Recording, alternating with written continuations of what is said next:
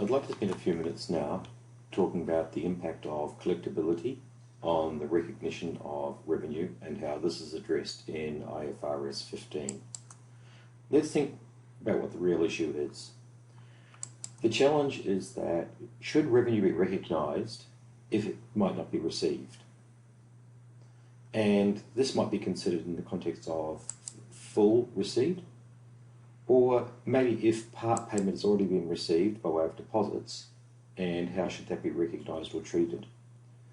This is a particular problem because if you do decide to recognise part payments or deposits as revenues, then how would you work out the profit to be recognised if the remainder of the receivable or the revenue wasn't received? So we'll think about this with a simple example, and here we have a company called Poor Technology which enters into a contract to sell Waratahs, a scrum machine. The total purchase price is $500,000 and a non-refundable deposit of $50,000 is payable on delivery of the machine, which occurs on the 15th of January. The remainder is payable at the end of the season, which is the 31st of August. Unfortunately, the Waratahs' performance has been bad and they may not last the season. Hence, collectability is doubtful and revenue shouldn't be recognised or can't be recognised in terms of IFRS 15 on the 15th of January. However, the collectability has to be re-evaluated on a persistent basis, and if collectability becomes assured, then the revenue can be recognised at that point in time.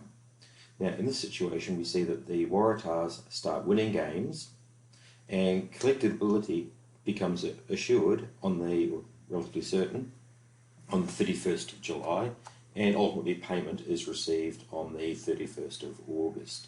So let's think about how this transaction is accounted for in accordance with IFRS 15.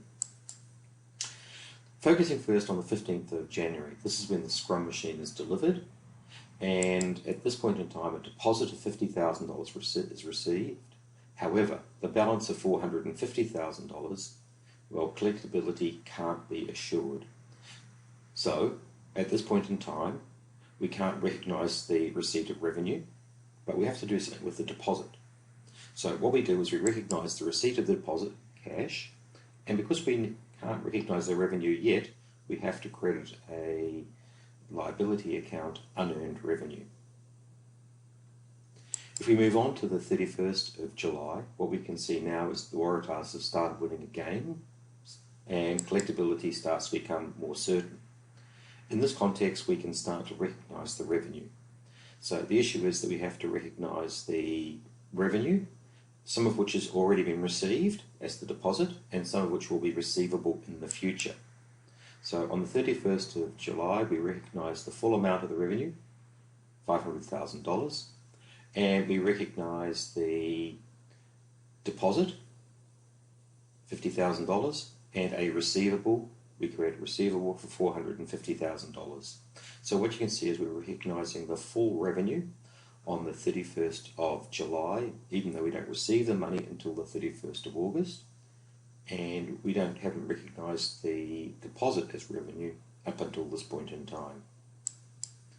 On the 31st of August, payment is received, and this is just pretty straightforward. We have a receipt of cash and the extinguishment of the account receivable.